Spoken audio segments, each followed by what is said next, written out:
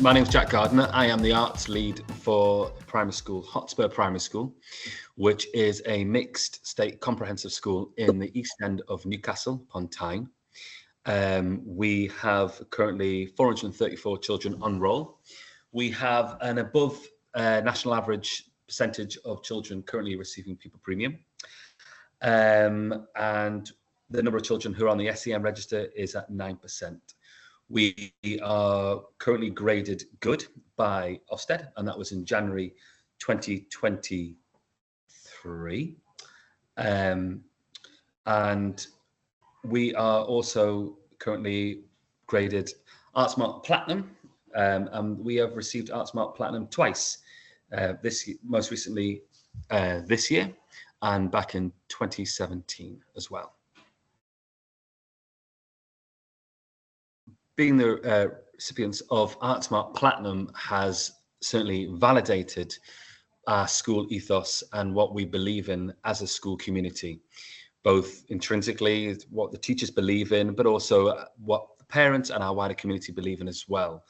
It's cemented our ethos within the importance of the arts and the importance of creativity. The arts at Hotspur has always been part of its DNA for as long as I can remember. I've been working at the school for 11 years now.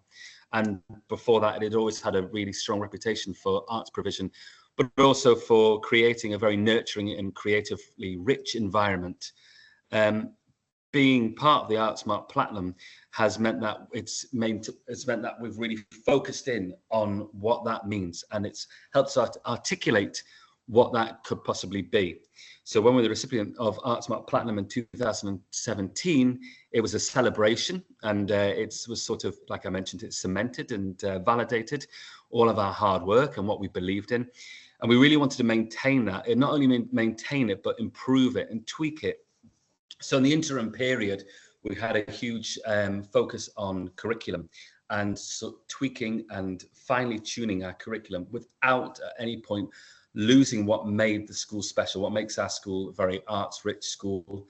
We didn't want to lose any of that. So it was about trying to amalgamate the two, and how and the challenges of that when we are in a time when we are time poor and the curriculum can be very stretched.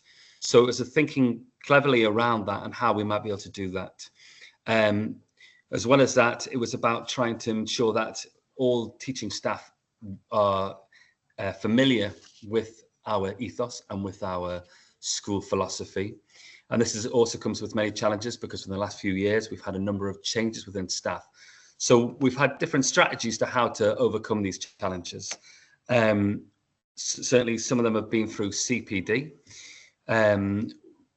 We have become, within the last few years, members of the Lane Art Gallery membership program, which is the Lane Art Gallery is a art gallery in Newcastle city centre. And as part of their membership program, they have rolled out CPD for all staff in various different art forms. So as part of the Arts Lead, the first thing I did when we had a new interim of staff was to do an audit to see where the confidence lay within teaching staff and where there might be gaps within subject knowledge or gaps within confidence with teaching different art mediums. As part of the membership scheme, we received CPD within school, and which not only taught about how we can perhaps finely tune and improve the quality of teaching for those different art forms, but also how you might approach looking at art and how we may improve the discourse and the conversations that we might have when it came to discussing art within the classroom. As well as that, we've also been part of Creative Collaborative, an Arts Council funded initiative, which is also aligned with Creativity, Culture and Education, of a Newcastle-based organisation. And what that's done, it's improved the language around creativity within school. So children are much more well-versed when talking about creativity. And as part of that, we've used Bill Lucas's Habits of Mind model. So it includes 5 main areas: inquisitive, persistent, collaborative, disciplined, and imaginative. And we have introduced these terms as within every lesson, and they have now become part of our planning. We've also introduced it as part of our reward system within school, so the children are really well versed with using creative language all the time. As well as that, we amalgamated the habits of mind with the school's core values. We have several core values in the school, creativity, curious, principled, individual, courageous, resilient, generous, respectful, industrious, and honest. And we work with the children to use those terms that they were already familiar with, to amalgamate them and align them with the 5 core habits of mind. So the children were becoming more well-versed with using creative language across the school. As well as that, I've been very fortunate to go on CPD over the last few years, which has helped lead the direction of being arts lead. I did that through the Baltic Art Gallery for Contemporary Art in Gateshead. And as well as that, I've been working with the Royal Shakespeare Company on their on a new program which they've been doing called Rehearsal Room Technique. And I've been rolling that out across the school as well, in using drama across the curriculum. At Hotspur Primary School, we kind of see ourselves as a nucleus within the wider cultural landscape. We are very fortunate here in that we are in a geographical situation. Hotspur Primary School is in the east end of Newcastle, and we're situated just by the Ousbourne, which is an area with an enormous amount of cultural organisations, businesses, and certainly a place where a lot of artists work. And we have a number of art galleries around the school as well. So we're very lucky in that respect to have that on our doorstep. And we've certainly utilised that for our benefit in terms of looking at the cultural capital and the opportunities for our children and making those connections. And I'll talk a little bit about that. But we are also very lucky because we're in walking distance to Newcastle City Centre. And within Newcastle City Centre, you have a number of cultural organisations, museums and art galleries, which we collaborate with. So as well as being the nucleus, I think we also have an influence with our wider community. Now, there are 2 things we do, which I think are replicable for for schools to work with cultural organisations. Firstly, and we sort of re-energized these processes after lockdown, because after lockdown, we wanted to reconnect with our wider community. We've always had connections within the wider community and within Newcastle. And I'm currently on the board of trustees for a local theatre company. Head teachers and members of staff also have links with other cultural organisations. But certainly after lockdown, we wanted to re-energise and reconnect with the local organisations. And we did a number of projects to reconnect with them. We also wanted to reconnect with our families. A number of families bring their children to Hotspur because they believe in our ethos in arts and how much we value cultural opportunities and an art-rich curriculum. So within that, we have a number of parents who are either very enthusiastic about art and culture, or indeed work within the arts and cultural organisations. As the arts lead, it was my responsibility to then put out a shout out, a reach out to all of the parents and wider school community to see if anybody would be interested in working with us or sharing their expertise or helping out when it came to art and culture. And that's really great because we don't want it to be something intimidating. We want parents to say, well, I might not feel so much of an expert in one field, but I have the enthusiasm and interest to help out and support. And then we also get parents who might come out and guardians who come out of the woodwork, who say, oh, well, I actually have this expertise, I have this connection, or I know this person. So through our school bulletin and through our email system, I was able to put out a reach out to parents. And certainly when we have new admits to the school, one of the first things we ask parents and carers is, do you have any connections, or do you have anything you would like to offer the school? And we create a database. It's an Excel sheet which then lists all of our parents and carers and what their any sort of opportunities that they might be able to provide with the school. I then share this with teachers so they can align that with their curriculum for the year. And they might say, oh, this term I'm looking at sculpture, and then they can see from our database, so well, this parent here has an interest or an expertise in sculpture, and then they contact that parent to make that connection. So that's how we build up connections in that respect. And like I say, we're also in the Ousbourne Valley. We did a project last year, which was a repeat of a project we did 10 years ago called the Ousbourne Project, which was about us making connections with as many different cultural organisations within the Ousbourne Valley, where our school is currently situated. And we connected with over, I think, 40 plus cultural organisations and businesses and artists within the Ousbourne within the Ousbourne area. We did that by having a very casual meet and greet. We didn't do it at school. We wanted to make it in an area, in a neutral space where people that didn't feel any pressure. It was a very informal meeting. We took place at a local cycle hub, which is a cafe in the Ousbourne, and we invited as many different organisations and businesses and artists that we could think of, and they were able to go around and meet teachers, share what they had to offer, and the teachers were able to say, well, this is what we're currently looking at in our curriculum for this period of time. It was summer last year, and there was a very organic approach to it. And then we did that at the start of the year. So then teachers were able to make those contacts and build up a bit of a correspondence with them. And they were able to come in and work with them on planning. And it really worked fantastically well, because I really believe that the way we're able to, do so well in this field and make those connections and have such good cultural capital is all through connections, and it's all through relationships. It's relationships with our wider school community, with the parents and carers, the children at the school, but also those cultural organisations, by having ongoing meetings with them, by checking in with them, by meeting them in person, by having the opportunities where we can say, come along here, it's a very informal evening, there'll be coffee and there'll be some food, come and chat to us, we'll make some connections, we'll see what happens. Maybe nothing will happen, but it's really good to, start positive. And then because we made such good connections, it meant by the time we came to the Ousbourne festival, we had really strong planning in place. So much so that when Year 6 got moderated at a very last minute, our cultural organisations would say, well, don't worry about it. We've got this covered.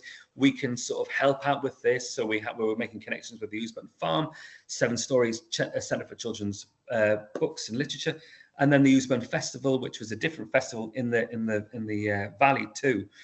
As part of the Ousbourne Festival, it's very important for me that every child is represented. Every child has their voice validated. So every child in the school had their work exhibited within our school. We had a huge gallery exhibition where we worked with 3 local artists and 3 different art forms. Every child made a piece of artwork inspired by one of the 3 artists. Our art ambassadors met the artists, so our art ambassadors and our children are very instrumental in leading a lot of these projects, in leading our connections. We have the children going out to meet the artists. We have the children interviewing the artists. We have the children talking to artists and saying, what could you bring to our projects? This would be a prime example. They went out, met the artists came in, they delivered assemblies with the art ambassadors about what they would like to offer. And then children created artwork inspired by them. The entire school was decorated in the children's artwork. Every child had a piece of artwork exhibited. And then because we'd already made connections with various art galleries within our local area, they came in and they said, well, we would like to use some of this artwork for our own exhibitions. So then children not only could say, I've had my work exhibited in the school, but my work has also been exhibited in professional art galleries in the local area. And then we would take the children out so they can see their artwork in the local area. And that creates, there's no price on what that does to a young person to see their work, to see their voice validated, to see their creativity on display. The confidence that it gives them is completely, it's amazing. So we made a number of connections as part of the Ousbourne project. And then but it doesn't end there. It's not we don't want it to be a drop in the ocean, tick box thing where we've made a cultural capital connection. It has to be an ongoing dialogue. And many of the connections we've made have continued after that project. For example, we worked with 7 Stories Centre for Children's Books as part of our Ousbourne project. And the ongoing, the after effect of that is that the organisation have come in and delivered CPD to staff to improve curriculum delivery when it comes to working with children's books and thinking creatively. Another example would be we work with Alphabet Theatre, a local theatre company in this theatre in the city centre of Newcastle. And on the back of the Ousbourne project, we've continued collaborating with them on their Christmas show. So much so that our name is at the top of their Christmas show. They say Hotspur Primary School present, and our children work in an after-school club with the the theatre, helping write, produce, direct, and create their Christmas production. We also work with a local art gallery in the Youth Spend project, and because of the connection we made with that art gallery, they've then rolled out an after-school club aimed at some of our more disadvantaged children.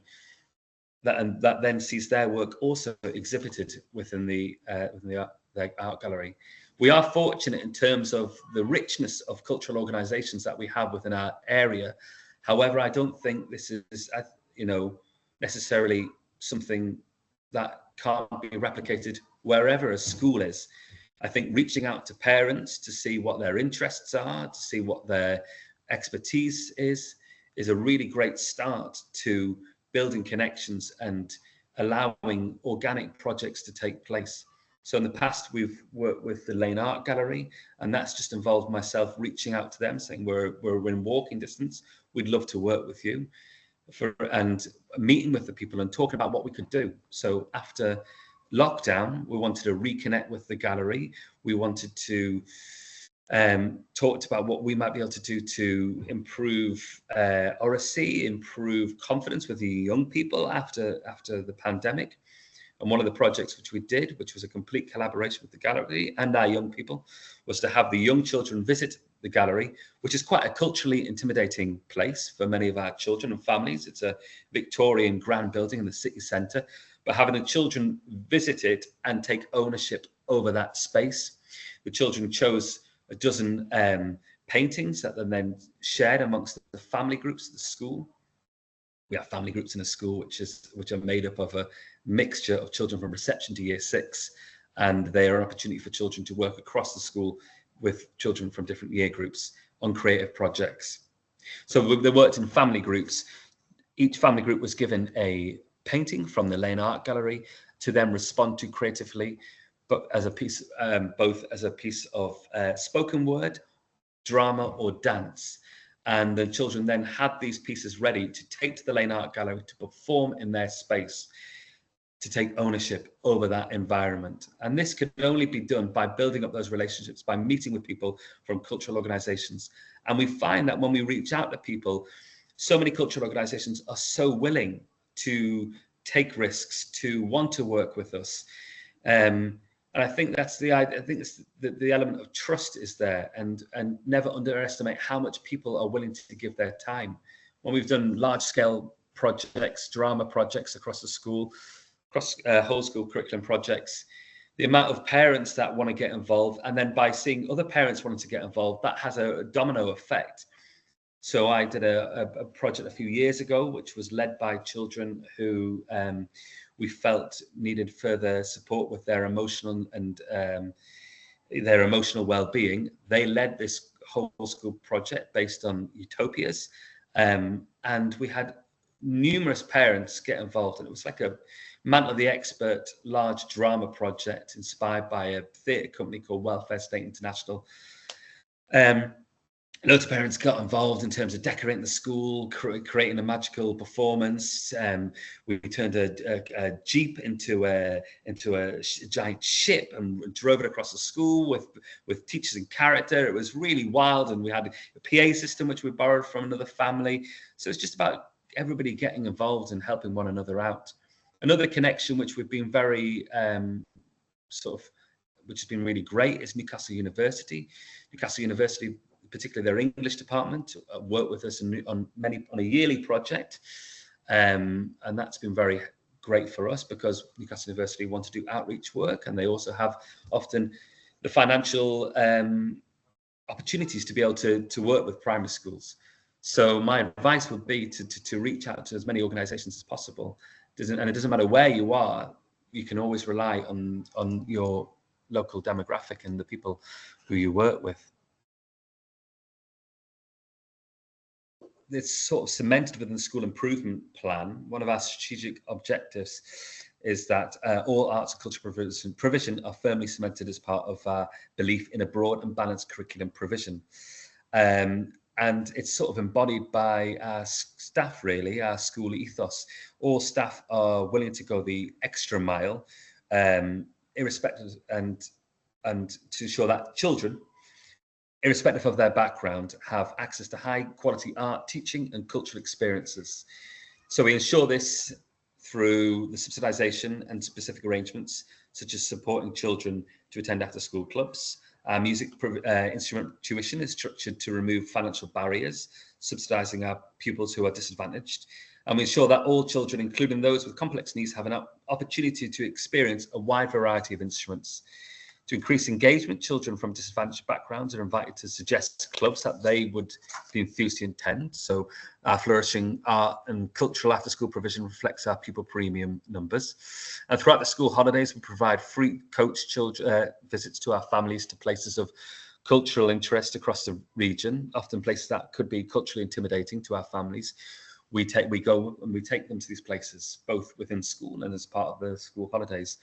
And these popular visits are targeted at more disadvantaged families. And also we've mentioned previously, we work with Newcastle University. Our recent timeline project, which we did, was with Newcastle University, and that saw the completion of a large permanent history timeline which stretches across the school.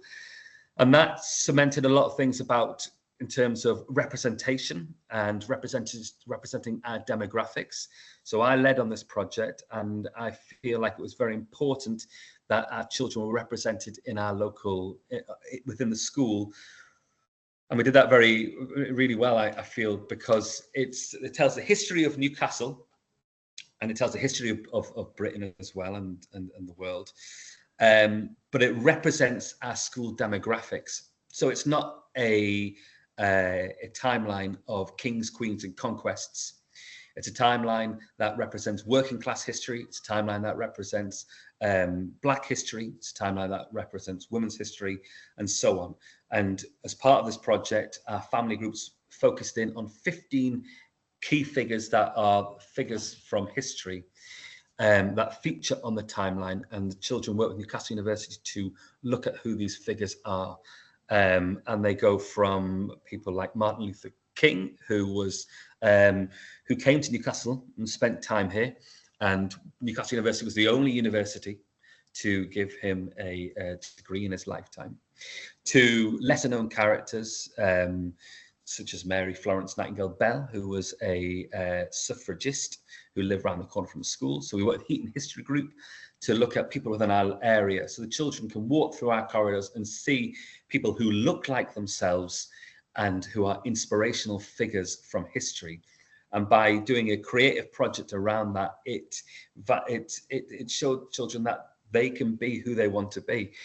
And at the end of the timeline is a mural to the future, which was created by a parent of our school, Black British artist called Lucy Farford, who is very passionate about representation within children's literature. She decorated and she created the artwork for the timeline with the children.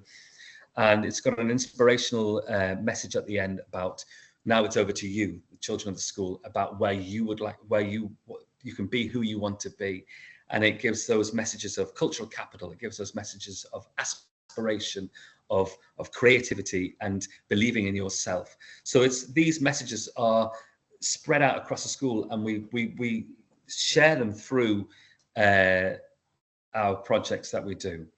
And I'm mentioning things like we work with actors and we work with film companies, but actually these are just people that we've connected with, and you don't have to have a necessarily a large budget to do this. So with our actors, we contacted our local amateur theatre company. We contacted the performance and drama degree at the local university.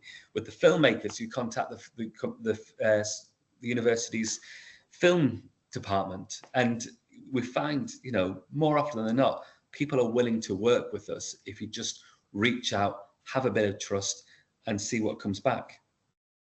So, as well as teaching the arts at Hotspur, we also teach through the arts, and this can be a challenge when the curriculum is often quite stretched and there's an awful lot of things which may push you into different directions. But we feel like it's incredibly important in terms of pupil engagement, in terms of validating the children's voice and in terms of developing confidence that the arts are cemented within the curriculum, and teaching through the arts as well as teaching the arts. And we do this in a multitude number of ways. We do this through drama within lessons across the curriculum. We do this in trying to find through our whole school art early work approach, by discussing paintings, by discussing visual contemporary art in our early work, and about having a multitude ways of cultural capital opportunities. We do it because we really believe in it intrinsically, instinctively, as teachers. It's part of our pedagogy. But we do it because we can see the first-hand effects that it has on children. We can see the impact that it has in terms of developing confidence, improving people's voice, and validating children's self-belief. So in terms of challenges that we have or have found during the Artsmark process, we were concerned that some of our large-scale art projects could overwhelm the curriculum or be viewed as a sort of bolt-on project. So we met these challenges through strategic curriculum planning with subject leaders to ensure that each year group's projects would enrich and enhance the curriculum. There's often, in the past, some of our art projects seem to be outside the curriculum somewhat, and it's about trying to meet with subject leaders to sit around the table all at once and to work out how we can align an art project that we believe will enrich the opportunities of the children and improve cultural capital, aligning that with the curriculum as well. Another challenge is that working with cultural partners and local organisations can seem overwhelming, or has the potential to be overwhelming.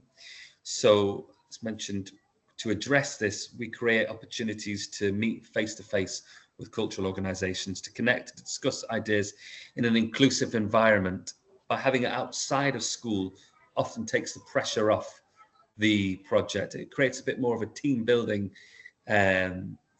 sort of feel, and then it can create also a bit more of an organic approach to working collaboratively with cultural organisations, and also thinking about time as well. What we often at the start of the year think what cultural or art project we might want to do by the end of the year, and by starting the planning at the start allows things to develop organically, and for things to go down different routes, and not being afraid to take risks, because often some of the best projects that happen are accidental or develop completely differently to the intent. So our statement of commitment was incredibly different to our statement of impact, and the journey that we've been on has just sort of it weaves and flows depending on what challenges we come across in school, depending on what's happening within our wider community, and we address those challenges and those changes. Also, our recent Ofsted report, we sort of outlined things that we wanted to improve. So it outlined improving language skills and use of subject-specific language as a means to help children to articulate their learning and understanding of key concepts. Well, that then has an impact on how we approach a creative curriculum as well. And that's why we use the habits of mind approach for when it came to curriculum design and teaching creatively across the school.